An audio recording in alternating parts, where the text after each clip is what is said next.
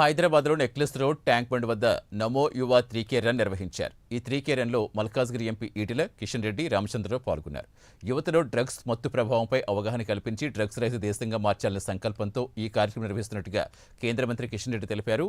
యువతలో స్ఫూర్తి నింపేలా ఈ రన్ ఉత్సాహంగా సాగిందని, నగరంలో యువకులు పెద్ద ఎత్తున పాల్గొన్నారని తెలిపారు.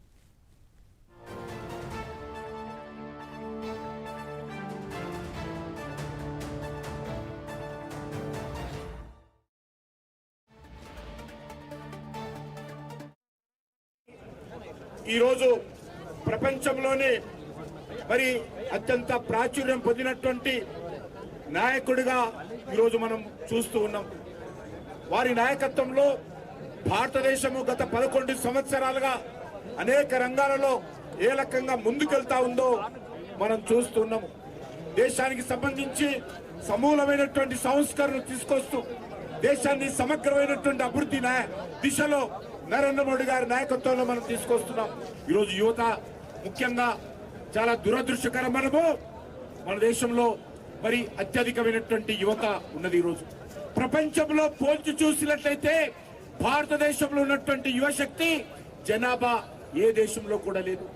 అటువంటి యువశక్తిని ఈ దేశ అభివృద్ధికి, ఈ దేశ పునర్నిర్మాణానికి 2047లో భారతదేశం ఒక అభివృద్ధి చెందిన దేశంగా ఎదగడం కోసము అన్ని రకాలుగా మనం ప్రయత్నం చేయాలి. భారతదేశము యువశక్తికి తిరుగులేదు. భారతదేశ యువత తన నైపుణ్యం ద్వారా ప్రపంచాన్ని శాసించబోతా ఉంది.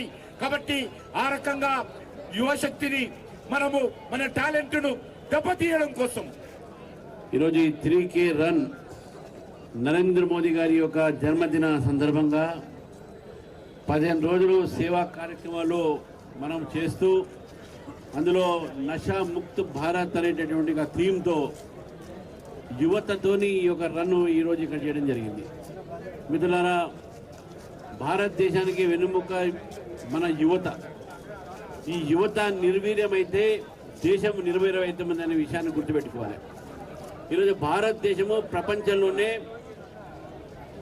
ఒక యంగెస్ట్ కంట్రీ. అంటే మనకి దగ్గర ఉన్నటువంటి ఒక 18 to 45 ఇయర్స్ లోపల ఉన్నటువంటి హైయెస్ట్ పాపులేషన్ మొత్తం ప్రపంచంలో మన దేశంలోనే ఎక్కువ ఉన్నారు.